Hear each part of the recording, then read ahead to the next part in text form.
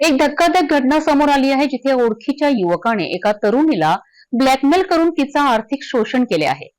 Rajapeth police station हद्दीत घडलेल्या या घटनेमध्ये युवकाने धमकी देऊन पीडितेचे फोटो आणि व्हिडिओ काढले आणि ते व्हायरल काढण्याची धमकीही दिली आहे.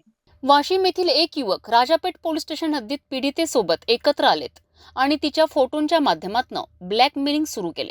त्यांनी पीडितेला धमकी दिली की जर ती त्याच्या मागण्या पूर्ण करणार नाही तर त्याचे फोटो व्हायरल करतील. युवकाने नगदी व आभूषण मागितले, ज्याला पीडितेने दिले, पण तरीही त्यांनी तिला त्रास देण्याचा सिलसिला थांबविला नाही. पीडितेने अखेर पोलिसांकडे तक्रार केली आणि पोलिसांनी त्वरित कारवाई करून आरोपीवर पोस्को आणि अन्य गंभीर कलमांतर्गत गुन्हे दाखल केले आहेत. राजापेठ पोलिसांनी या प्रकरणात तात्काळ कारवाई केली असून आरोपीच्या विरोधात गुन्हे दाखल करण्यात आले आहे आणि पुढील तपासही सुरू आहे.